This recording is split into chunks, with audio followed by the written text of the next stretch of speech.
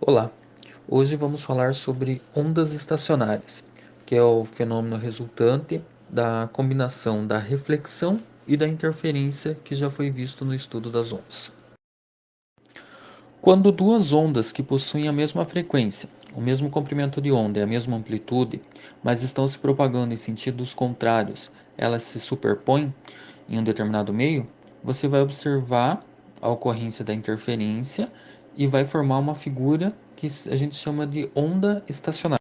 Uma das maneiras de produzir uma onda estacionária é utilizando uma corda, fixando as extremidades dessa corda numa parede e em seguida fazendo com que uma das extremidades vibre com movimentos periódicos verticais. Então, o que você vai observar? Quando você produz essa vibração em uma das extremidades, ocorre a propagação de uma onda pela corda. A onda, o pulso vai chegar na extremidade fixa, vai sofrer uma reflexão e vai retornar. Então, na reflexão com a extremidade fixa, ocorre apenas a inversão de fase. A velocidade, frequência, comprimento de onda, amplitude continuam sendo a mesma. Então, em determinado momento, você vai ter um encontro entre a onda incidente e a onda refletida. E no caso, vai ocorrer a interferência. Nos pontos onde você tem interferência construtiva, você vai ter uma amplitude máxima, e nos pontos que tem uma interferência destrutiva, vai ter uma amplitude mínima. Depois de um tempo, o que você observa é que tem determinados pontos da corda que vão permanecer em repouso e outros vão estar oscilando com amplitude máxima. Então você está produzindo uma onda estacionária, que é o resultado da interferência entre as ondas que estão sendo produzidas e que vão chegar até a extremidade fixa da parede e as ondas que foram refletidas. Na onda estacionária que é produzida em uma corda, os pontos em que permanecem o tempo todo em repouso sobre uma linha central da onda é o que a gente chama de nós. Então, os nós serão os pontos da corda que eles simplesmente não vão oscilar, eles vão permanecer em repouso. Já os pontos que oscilam com amplitude máxima é o que a gente chama de ventre. A distância entre dois ventres consecutivos é igual à metade do comprimento de onda, lambda dividido por 2. A mesma coisa vale para a distância entre dois nós consecutivos. A distância entre dois nós consecutivos vai ser equivalente a meio comprimento de onda. Já a distância entre um nó e um ventre consecutivo vai ser igual a 1/4 do comprimento de onda, lambda dividido por 4. Uma corda sonora, ela pode emitir um conjunto de frequências que a gente chama de harmônico. Esses harmônicos são números inteiros de vezes da menor frequência que a corda pode emitir. E essa menor frequência que a corda pode emitir é o que a gente chama de primeiro harmônico, ou frequência fundamental. Então, ali na figura, L é o comprimento da corda.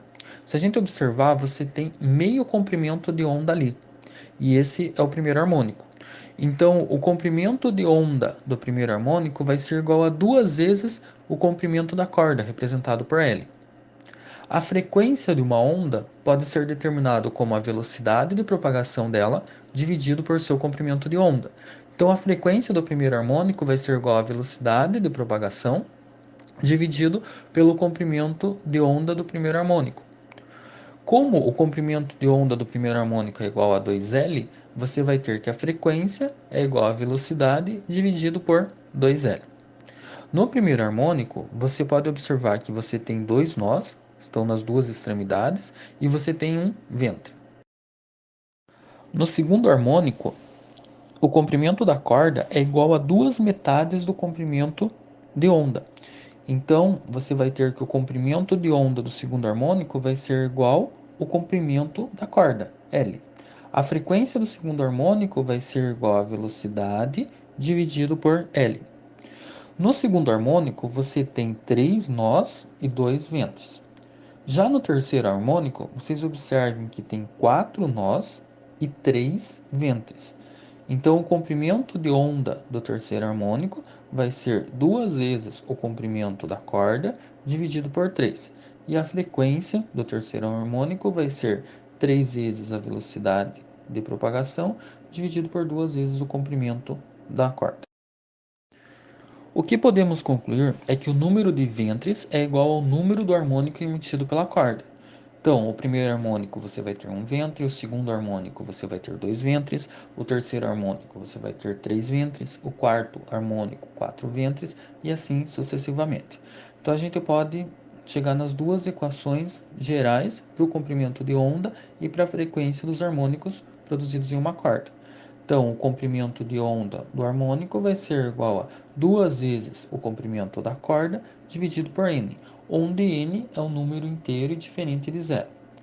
A frequência do segundo harmônico vai ser igual a n vezes v dividido por 2 vezes o comprimento da corda. Novamente, n é o número inteiro, exceto o zero.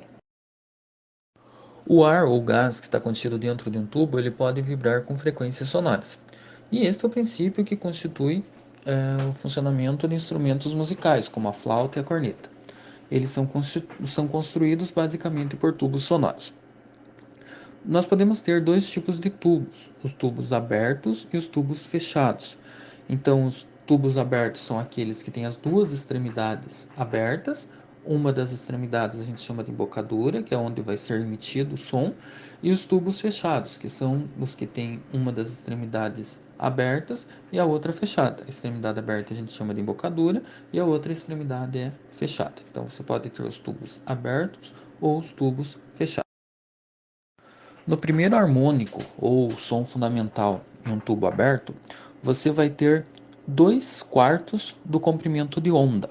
Então, se você observar no primeiro harmônico, você vai ter um nó no centro do tubo e você vai ter 2 ventres nas duas extremidades. Então, você tem 2/4 do comprimento de onda, que vai ser igual a lambda dividido por 2. Logo, o comprimento de onda do primeiro harmônico vai ser igual a 2 vezes o comprimento do tubo representado por L. No segundo harmônico, você tem 4/4 de comprimento de onda. Você tem 2 nós e você tem 3 ventres. Então, o comprimento de onda do segundo harmônico vai ser 2 vezes o comprimento do tubo dividido por 2. Ou, resumindo, você vai ter que o comprimento de onda do segundo harmônico em um tubo aberto é igual ao comprimento do tubo. No terceiro harmônico, você vai ter 6/4 do comprimento de onda. Ou seja, você vai ter 3 nós e vai ter 4 ventres.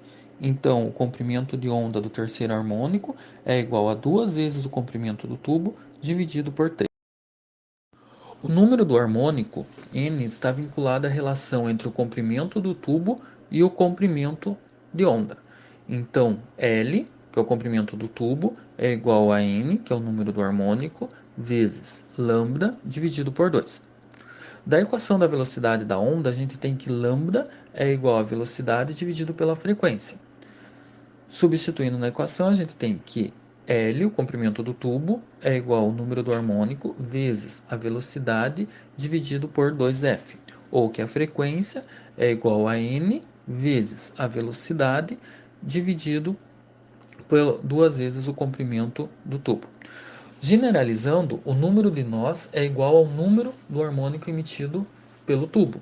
Então, a frequência do harmônico n é igual a n vezes velocidade dividido por 2 vezes o comprimento do tubo. Ou a frequência de qualquer harmônico, n, é igual a n, que é o número do harmônico, vezes a frequência fundamental. Nas equações ali, o n é natural, excluindo o zero. Os tubos fechados, eles apresentam uma das extremidades aberta ao meio exterior e a outra extremidade fechada. Nos tubos fechados só se formam os harmônicos de números ímpares.